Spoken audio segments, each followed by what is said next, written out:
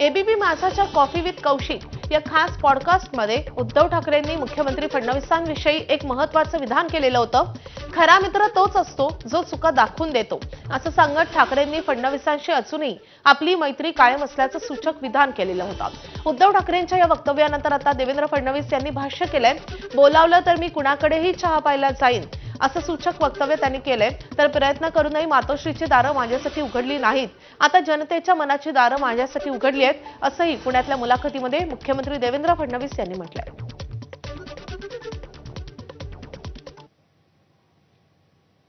तुमचे मित्र होते की काही देवेंद्र फडणवीस? तुम्ही भूतकाळात का जाता? मग आज आहेत ते तुमचे मित्र? असं आहे ना, हे त्यांनी पण आधी बोललं पाहिजे ना. म्हणून मी ते म्हणतोय की धोकेबाज मित्रापेक्षा दिलदार शत्रू चांगला. आणि खरा मित्र तो असतो की जो मित्राची चूक दाखवतो.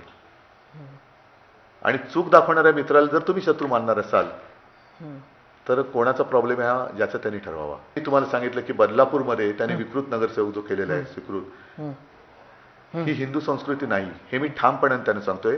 हे सांगताना जर ते मला शत्रू मानत असेल तर मी नाईलाज आहे माझा. तुमचे मित्र असं आहे की मातोश्रीतली दारं माझ्याकरता बंद झाली होती.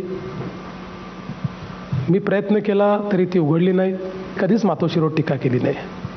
मी माझ्या टीकेचा स्तर नेहमी ठेवतो. पण मला आता त्यांना एकच सांगायचं आहे, माझ्याकरता महाराष्ट्रातल्या जनतेच्या हृदयातली दारं आता उघडलेली आहेत. त्यामुळे दुसऱ्या दाराची लालसा मला राहिलेली नाही. बाकी चहा प्यायला बोलवलं तर मी कोणाला नाही म्हणत नाही. 2-4 दिवस आता आमची त्या ठिकाणी एकमेकाच्या विरुद्ध सगळं चालेल. पण मी 16 तारखेनंतर कोणाही सोबत चहा पिऊ शकतो, काही अडचण नाही.